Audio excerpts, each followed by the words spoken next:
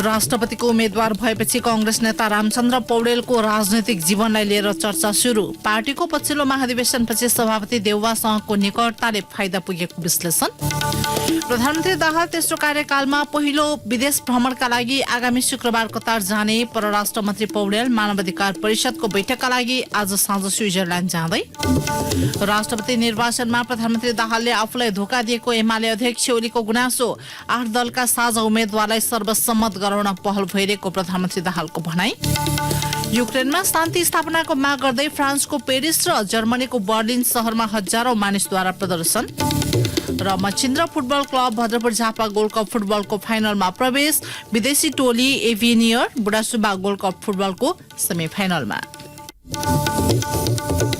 नमस्कार, कान्तिपुर डायरीका साथमा साथी पुजनी र म पार्वता। समाचार अब विस्तारमा। सुरुमा कान्तिपुर सविस्तार। कान्तिपुर सविस्तार। नेपाली कांग्रेसका वरिष्ठ नेता रामचन्द्र पौडेललाई कतिपयले अभागी नेताका रूपमा लिने गरेका छन्। खास गरी प्रधानमन्त्री हुन थुप्रै पटक प्रयास गरे पनि त्यो सफल नभएपछि पौडेलप्रति आलोचना र कटाक्ष मात्र भएको छैन, उनीप्रति सद्भाव समेत प्रकट हुँदै आएका छन्। यसै पृष्ठभूमिमा पौडेल 8 दलको समर्थनमा राष्ट्रपतिको उम्मेद्वार भएपछि राष्ट्र प्रमुख हुने उनको धोको पूरा हुने लगभग निश्चित छ। पार्टीको 14औं महाधिवेशनमा संस्थापन इतर समूहबाट सभापतिको उम्मेद्वार हुन नपाएपछि मौन देखिएका पौडेल एकाएक सभापति देउवासँग निकट हुँदै अन्ततः राष्ट्रपति बन्ने दौड़मा खड़ा भएका छन्।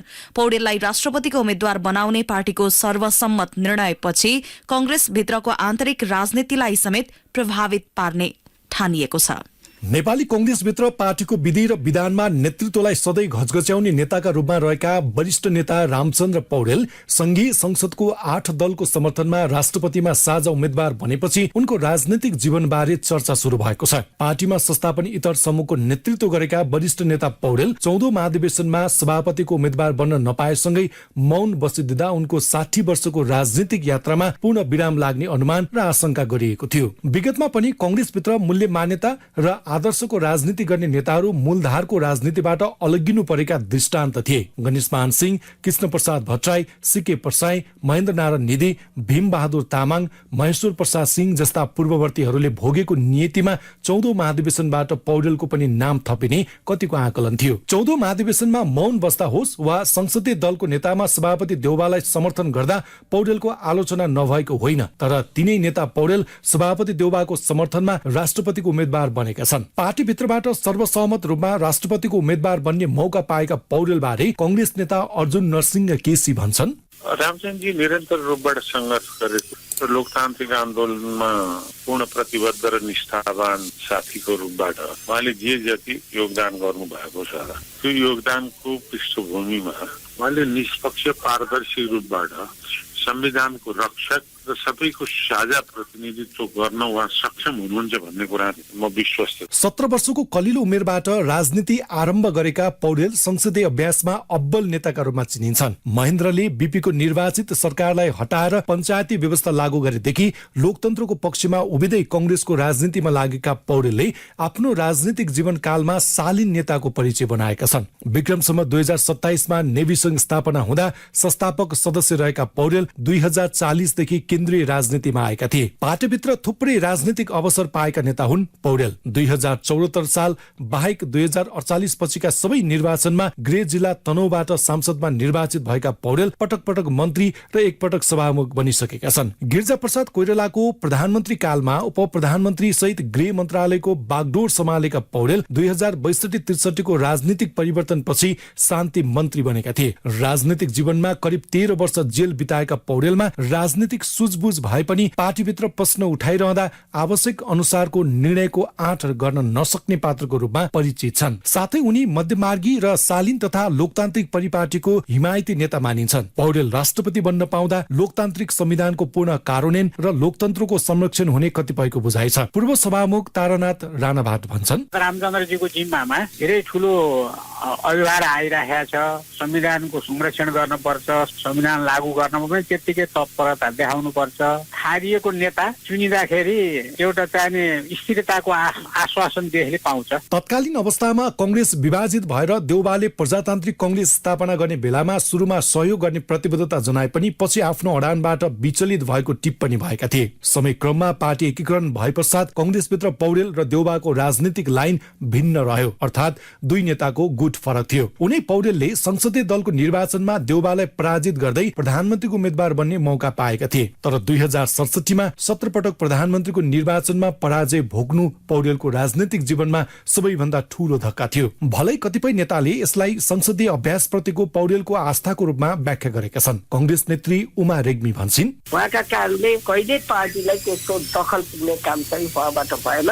सम्भावनाको खेल हो राजनीति भनेको। त्यो गेमलाई कहिले पनि चाहिँ उहाँले एउटा हारजितको विषय बनाउनु भएन र आफ्नो सिद्धान्त अनुरूप संसदीय पद्धति अनुसरण गर्दै एकदम हार नखाइकन कटिबद्ध भएर लागेको हो नि। गुटगत राजनीतिले जेलिएको कंग्रेसभित्र धेर थोर नीतिगत वैचारिक चिन्तन गर्ने नेताका रूपमा रहेका पौडेलले पछिल्लो समय सभापति देउबालाई सघाएकै हुन्। 14औं महाधिवेशनमा शेखर समूहले सभापतिको उम्मेदवारी दिँदा पौडेल सो समूहलाई समर्थन गर्न सकेनन्। जुन समूहबाट आफू सभापति उम्मेदवारी दावेदार गर्दै आएका थिए सोही समूहलाई उनको समर्थन भएन। 14औं महाधिवेशनपछि कहीँ कतै सभापति देउबालाई मौन समर्थन हो कि भन्ने आकलनका बीचमा पुस 6 गते सम्पन्न संसदीय दलको निर्वाचनमा सभापति देउबालाई संसदीय नेतामा समर्थन गरेसँगै पौडेलको राजनीतिक यात्रा मोडिएको थियो। त्यही सहयोगका कारण देउबाले अहिले आएर पौडेललाई राष्ट्रपति बनाउन सहयोग गरेको विश्लेषण भइरहेका छन्। सभापति देउबा निकट भएकै कारण पौडेल राष्ट्रपतिको साझा उम्मेद्वार भएका हुन् भन्ने प्रश्नमा नेता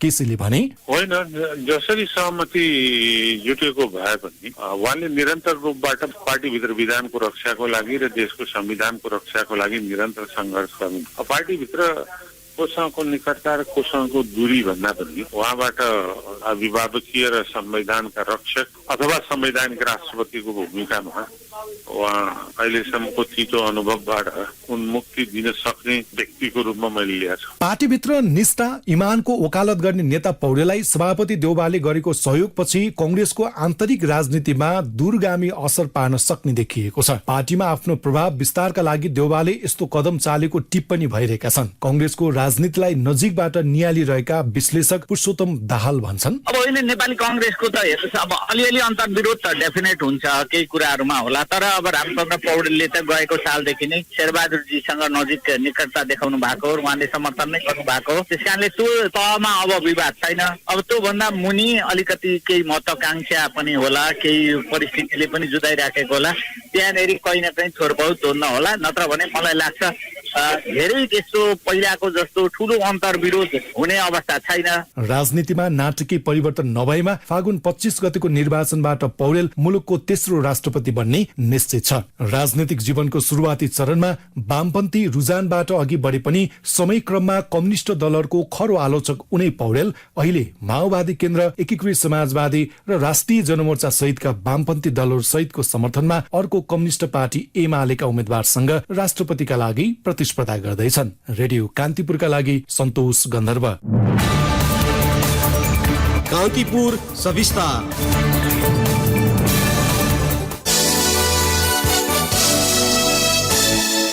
प्रधानमन्त्री पुष्पकमल दाहाल यसलाई फेरि सुन्नुहोस्। प्रधानमन्त्री पुष्पकमल दाहाल अधिकम विकसित मुलुकहरूको 5औं सम्मेलनमा सहभागी हुन आगामी शुक्रबार कतारको दोहा जाने हुनु भएको छ।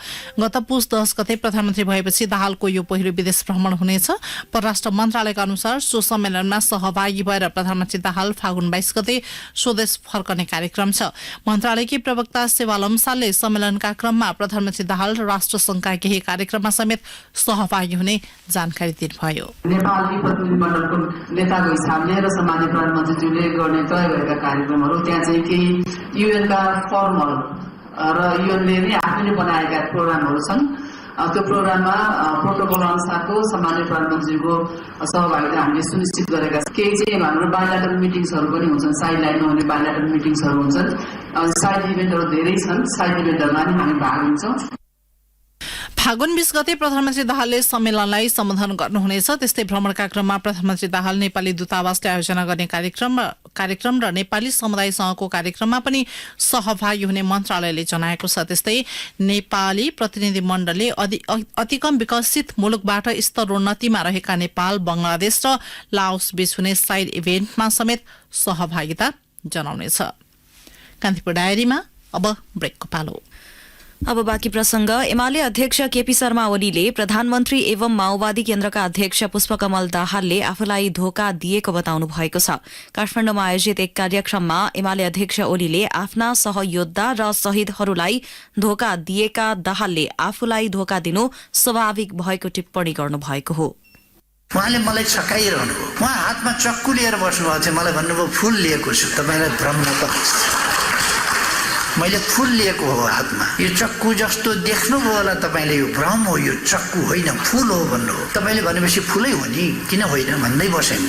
मेरो आँखाले धोका खाएको थिएन। उहाँ ढाक्न छकाउन अप्ठ्यारो मान्नुहुन्न, धोका दिन अप्ठ्यारो मान्नुहुन्न। जनतालाई धोका दिनुभयो, सहयोद्धाहरूलाई धोका दिनुभयो, आफूलाई त्यस ठाउँमा पुर्याउने योद्धाहरूलाई धोका दिनुभयो, आफूलाई त्यस ठाउँमा पुर्याउन जीवन दिने शहीदहरूलाई धोका दिनुभयो भने मलाई धोका दिन कुन सा ठुलो कुरो भन्ने।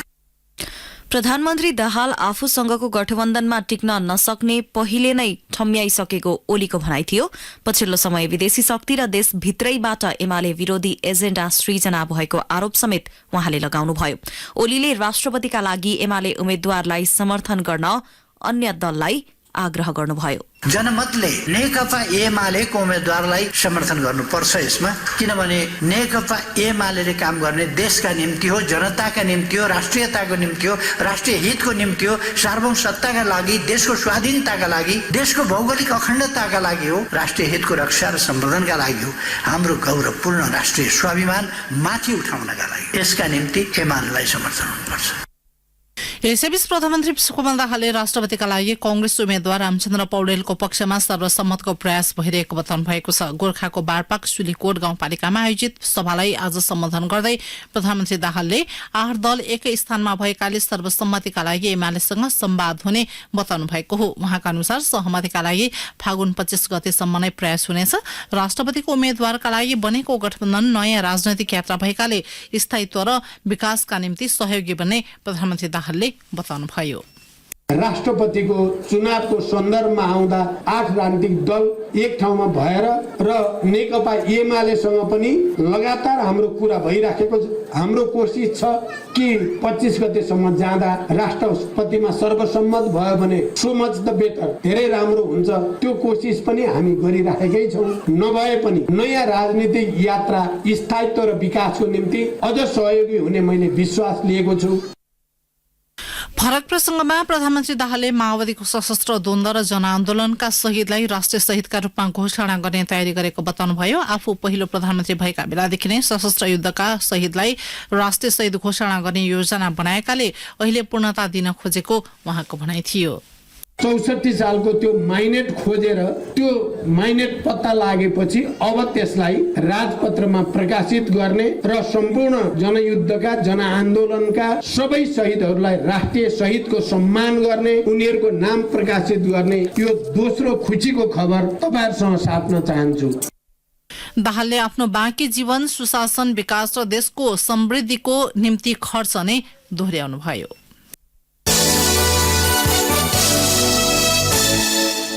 प्रधानमन्त्री पुष्पकमल दाहालको आग्रहपछि परराष्ट्र मन्त्री विमला राई पौड्यालको जेनेभा भ्रमण रोकिएको छ। मानवाधिकार परिषदको 52औं सत्रमा सहभागी हुन आज साँझ जेनेभा जाने तयारीमा मन्त्री पौड्याल भए पनि अन्तिम समयमा प्रधानमन्त्री दाहालले भ्रमण रोक्नु भएको बताइएको छ। भ्रमण रोक्न प्रधानमन्त्री दाहालले आग्रह गर्नुभएको खबरको औपचारिक पुष्टि भइसकेको छैन। यसअघि मन्त्री पौड्यालले आज बिहान पत्रकार सम्मेलन गरेर परिषदको 52औं सत्रमा नेपालले हालसम्म गरेको उपलब्धिहरू र भएका कामहरूको बारेमा परिषदको सत्रमा राख्ने र विश्वलाई नै जानकारी दिने बताउनु भएको थियो।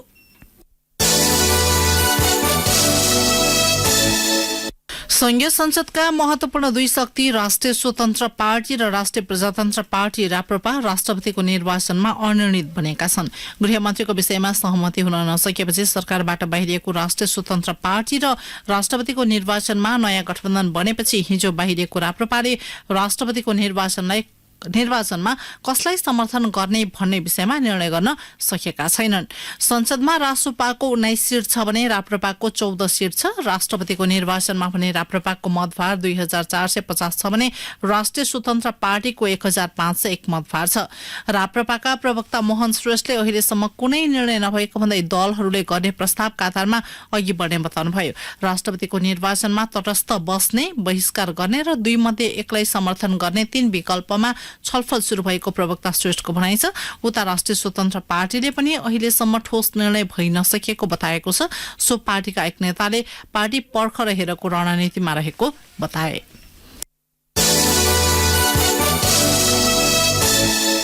काठमाडौँ उपत्यका लगायत देशका विभिन्न स्थानमा वर्षा भएको छ। हिउँदयाम शुरू भए यता पहिलो पटक काठमाडौँ उपत्यका लगायत देशका विभिन्न स्थानमा पानी परेको हो। बागमती, गण्डकी, सुदूरपश्चिम र प्रदेश 1 का केही स्थानमा सामान्य वर्षा भएको जल तथा मौसम विज्ञान विभागले जनाएको छ।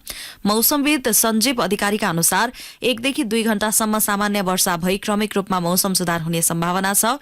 पश्चिम नेपालको केही हिमाली क्षेत्रमा हिमपात शुरू भएको छ। पानी परेसँगै वायुको गुणस्तरमा सुधार आउने वायु प्रदूषण विज्ञ डाक्टर भूपेन्द्र दासले बताउनुभयो।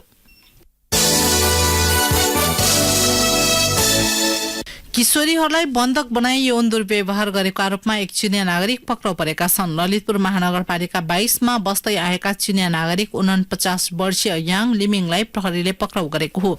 नेपाली किशोरीहरूलाई प्रलोभनमा पारेर विभिन्न जिल्लाबाट बोलाई उनले यौन शोषण तथा दुर्व्यवहार गर्ने गरेको प्रारम्भिक अनुसन्धानबाट खुलेको ललितपुर प्रहरी प्रमुख एसएसपी सिद्धि विक्रम शाहले बताउनुभयो।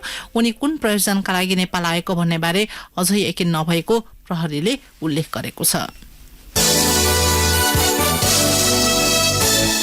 चालक अनुमति पत्रका लागि लिइने प्रयोगात्मक परीक्षामा 70% ल्याउँदा पास हुने व्यवस्था लागू भएसँगै चालक अनुमति पत्र पास हुनेको संख्या 20% सम्म बढेको छ। विगतमा 100% ल्याउँदा मात्रै पास हुने नियम लागू हुँदा 2 पाङ्ग्रे सवारी साधनमा 35 देखि 40% हाराहारीमा सेवाग्राही पास हुने गरेकामा अहिले 60% पुगेको एकान्त कुना स्थित यातायात व्यवस्था कार्यालयले जनाएको छ। यस्तै हलुका सवारी चालकको परीक्षामा सहभागी मध्ये पहिले 20% पास हुने गरेकामा अहिले 35 देखि 40% सम्म पुगेको छ। बागमती प्रदेश सरकारले गरेको निर्णयका आधारमा काठमाडौँ उपत्यकाका 4वटा यातायात व्यवस्था कार्यालयले यो महिनाको सुरुदेखि 70% ल्याउँदा पास हुने नियम लागू गराएका हुन्। कान्तिपुर डायरीमा अब तनहुँ डायरीको पालो। तनहुँ डायरीमा म सम्झना रसाइलीको नमस्कार। तनहुँको आफू खैरेनी गाउँपालिकाले जनप्रतिनिधिका छोराछोरीलाई सामुदायिक विद्यालयमा पढाउने निर्णय गरेको छ। सामुदायिक विद्यालयको शैक्षिक स्तर उकास्ने उद्देश्य सहित आगामी शैक्षिक सत्रबाट जनप्रतिनिधिका छोराछोरीलाई अनिवार्य रूपमा सामुदायिक विद्यालयमा पढाउनु पर्ने निर्णय गरिएको गाउँपालिकाका अध्यक्ष शुक्र चुमानले बताउनुभयो। गाउँपालिकामा 32 जनप्रतिनिधि छन्। जनप्रतिनिधिकै छोराछोरी सामुदायिक विद्यालयमा अध्ययन गरेपछि विद्यालय प्रति अपनत्व बढ्ने र शैक्षिक गुणस्तर सुधारका लागि सबैले आफ्नो ढंगबाट लागि पर्ने उहाँले बताउनुभयो। विद्युत सेवा उपभोग गर्नबाट वञ्चित रहेका तनहुँका ग्रामीण क्षेत्रमा विद्युत लाइन विस्तार गरी उज्यालो तनहुँ घोषणा गर्ने विद्युत प्राधिकरण तनहुँ वितरण केन्द्र दमौलीको अभियान अन्तिम चरणमा पुगेको छ। विद्युत पहुँच नपुगेका क्षेत्रमा विद्युतीयकरण गरी यसै वर्षभित्र अन्धकार मुक्त जिल्ला घोषणा गर्न लागिएको केन्द्रका इन्जिनियर जनार्दन पौडेलले बताउनुभयो। उहाँका अनुसार अब देवघाट गाउँपालिकाका केही ओडामा मात्र विद्युत पहुँच पुग्न बाँकी छ। जनस्तरकै पहलबाट ट्र्याक खनेको करिब 31 वर्षपछि बुद्धसिंह मार्ग कालोपत्रेको तयारी गरिएको छ। पोखराबाट पृथ्वी राजमार्ग हुँदै चितवन जोडिने यो मार्गको 34 किलोमिटर मध्ये 10 किलोमिटर खण्ड कालोपत्रेका लागि गत भदौ 27 गते ठेक्का सम्झौता भएको पूर्वाधार विकास कार्यालय तनहुँका सूचना अधिकारी इन्जिनियर धनमाया मिश्रले बताउनुभयो। उहाँका अनुसार उक्त खण्ड 33 महिनाभित्र कालोपत्रे सम्पन्न गर्नुपर्ने गरी महिनाचुली सफल जैविक काठमाडौँसँग सम्झौता भएको छ।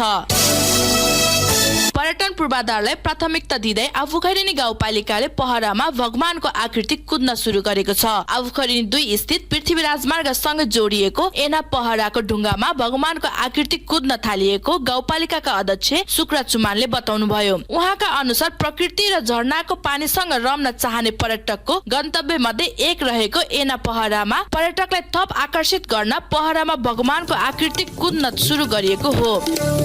हस्त तनहु डायरी आजले यति नै। सम्झना र शैली बिदा हुन्छु। नमस्कार। जिल्ला डायरीपछि कान्तिपुर डायरीमा पुनः ब्रेकको पालो। अब आर्थिक प्रसंग। पश्चिम नवलपरासीको प्रतापपुर गाउँपालिका 7 सूर्यपुरा स्थित गण्डक विद्युत केन्द्रको टर्बाइन समयमा मर्मत नहुँदा विद्युत उत्पादनमा समस्या भएको छ। 15 मेगावाट बिजुली उत्पादन गर्ने क्षमता रहेको केन्द्रमा अहिले जम्मा 3 मेगावाट मात्र विद्युत उत्पादन भएको छ। 3वटा टर्बाइन रहेको पावर हाउसको 2वटा टर्बाइन बिग्रिएको 9 वर्षभन्दा बढी भए पनि मर्मत हुन नसकेको हाम्रा सहकर्मीले जनाएका छन्। 2वटा टर्बाइन मर्मतका लागि करिब 40 करोड़ रुपैयाँको लागत अनुमान भए पनि बजेट अभावमा मर्मत हुन नसकेको गण्डक विद्युत केन्द्रका प्रमुख सुनिल कुमार चतुर्वेदीले बताउनुभयो। शेयर कारोबार आज 4.55 अंकले बढेको छ। कारोबारको सुरुवाती समयमा नेप्से 1963.21 अंकमा पुगेको थियो। त्यसपछि उकालो लागेको शेयर बजार अन्तिममा 0.22 अंकले बढेर 2027.19 बिन्दुमा पुगेको छ। यो अघिल्लो कारोबारको अनुपातमा 4.55 अंकले बढेको हो। त्यस्तै ठूला कम्पनीहरूको मापन गर्ने सेन्सिटिभ परिसूचक 0.51 अंकले घटेर 383.85 बिन्दुमा पुगेको छ। नेप्सेमा आज 65,15,852 किता शेयर खरिद बिक्री हुँदा 2 अर्ब 52 करोड़ 50 लाख रुपैयाँ बराबर कारोबार भएको छ। अब अन्तर्राष्ट्रिय प्रसंग। युक्रेनमा शान्ति स्थापनाको माग गर्दै फ्रान्सको पेरिस र जर्मनीको बर्लिन शहरमा हजारौं मानिसहरूले प्रदर्शन गरेका छन्। रूस युक्रेन युद्ध शुरू भएको 1 वर्ष पूरा भएपछि फ्रान्स र जर्मनीका राजधानीमा युवाहरूले शान्ति आह्वान गर्दै र्याली निकालेका हुन्। बर्लिनमा भेला भएका हजारौं मानिसहरूले जर्मन सरकारलाई युक्रेनमा हतियार वितरणमा रोक लगाउन माग गर्दै शान्ति वार्ताका लागि आह्वान गर्न दबाब दिएका थिए। यद्यपि सो प्रदर्शनले रूसको आक्रमणबाट आफ्नो क्षेत्रको रक्षा गर्ने युक्रेनको अधिकारलाई कमजोर पार्ने भन्दै प्रदर्शनमाथि आलोचना भएको थियो। तर आन्दोलनका अगुवाहरूले आन्दोलन इमानदार रूपमा शान्ति चाहनेहरूको आह्वान भएको बताएका छन्। यसैबीच फ्रान्सको राजधानी पेरिसमा पनि युक्रेन युद्ध अन्त्यको आह्वान गर्दै प्रदर्शन भएको छ। शनिबार पेरिस स्थित गणतन्त्र स्तम्भमा भेला भएका हजारौं प्रदर्शनकारीहरूले युक्रेनको राष्ट्रिय गान गाउँदै शान्ति स्थापनाको आह्वान गरिरहेका थिए। युक्रेनमा भने रूसले आक्रमण गरेको 1 वर्ष नागिसक्दा युद्ध रोकिने सम्भावना नदेखिएको अन्तर्राष्ट्रिय सञ्चार माध्यमले जनाएका छन्। इटलीको दक्षिणी भाग क्यालाब्रिया क्षेत्रको तटीय शहर क्रोटोन नजिकै 100 भन्दा बढी यात्रु सवार डुङ्गा डुब्दा 30 जना भन्दा बढी आप्रवासीको मृत्यु भएको छ। इटालियन अधिकारीहरूका अनुसार करिब 40 जनाको जीवितै उद्धार गरिएको छ भने केही व्यक्ति बेपत्ता भएको हुन सक्ने अनुमान छ। बेपत्ता हुनेहरूको खोजी कार्य भइरहेको बीबीसीले जनाएको छ। अत्याधिक भार बोकेको सो डुङ्गालाई समुद्रको तटमा ल्याइने प्रयास गर्दा खराब मौसमका कारण चट्टानमा ठोकिएपछि डुबेको अन्तर्राष्ट्रिय सञ्चार माध्यमले जनाएका छन्। अब खेल प्रसंग। Machhindra football club Bhadrapur Jhapa gold cup football प्रतियोगिताको फाइनलमा प्रवेश गरेको छ। मेची रंगशालामा आज भएको सेमिफाइनलमा विभागीय टोली एपीएफ क्लबलाई 1-0 गोल अन्तरले पराजित गर्दै मच्छेन्द्रले फाइनल यात्रा तय गर्यो। मच्छेन्द्रको जितमा खेलको 17औं मिनेटमा सुजल श्रेष्ठले गरेको गोल निर्णायक बन्यो। मच्छेन्द्रले अब उपाधिका लागि विभागीय टोली त्रिभुवन आर्मी क्लब विरुद्ध खेल्नेछ। आर्मी संकटा क्लबलाई पहिलो सेमिफाइनलमा पराजित गर्दै फाइनल प्रवेश गरिसकेको छ। प्रतियोगिताको फाइनल खेल पर्सि मंगलबार हुनेछ।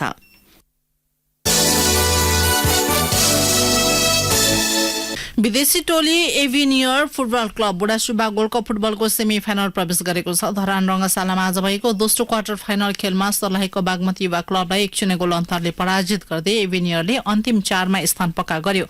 एभिनियरलाई जित दिलाउन खेलको 14औं मिनेटमा सभा अलीले गरेको गोल निर्णायक बन्यो। खेलको म्यान अफ द म्याच बागमतीका आयुष राणा भए। प्रतियोगिता अन्तर्गत भोलि हुने तेस्रो क्वार्टर फाइनलमा विभागीय टोली नेपाल पुलिस क्लब र झापाको काक्कड भिट्टा फुटबल ट्रेनिङ सेन्टर बीच प्रतिस्पर्धा हुनेछ। अन्त्यमा बुलेटिनका प्रमुख प्रसंग पुनः एकपटक। राष्ट्रपतिको उम्मेद्वार भएपछि कांग्रेस नेता रामचन्द्र पौडेलको राजनैतिक जीवनलाई लिएर चर्चा सुरु। पार्टीको पछिल्लो महाधिवेशनपछि सभापति देउवासँगको निकटताले फाइदा पुगेको विश्लेषण। प्रधानमन्त्री दाहाल तेस्रो कार्यकालमा पहिलो विदेश भ्रमणका लागि आगामी शुक्रबार कतार जाने प्रधानमन्त्री दाहालको आग्रहपछि परराष्ट्र मन्त्री विमला राई पौडेलको जेनेभा भ्रमण स्थगित। राष्ट्रपति निर्वाचनमा प्रधानमन्त्री दाहालले आफूलाई धोका दिएको एमाले अध्यक्ष ओलीको गुनासो। 8 दलका साझा उम्मेद्वारलाई सर्वसम्मत गराउन पहल भइरहेको प्रधानमन्त्री दाहालको भनाई। युक्रेनमा शान्ति स्थापनाको माग गर्दै फ्रान्सले पेरिस र जर्मनीको बर्लिन शहरमा हजारौं मानिसद्वारा प्रदर्शन। र Machhindra football club Bhadrapur Jhapa gold cup फुटबलको फाइनलमा प्रवेश। विदेशी टोली एभिनियर बुढासुब्बा गोल्ड कप फुटबलको सेमी फाइनलमा। हवस् त यिनै प्रसङ्गसँगै कान्तिपुर डायरीको यो बुलेटिन यही सकिन्छ। राति 8 बजे सेक्युरिटी एन्ड क्राइम डायरी हुनेछ। पुजानी र म पार्वता आज्ञा माग्छौं। नमस्कार।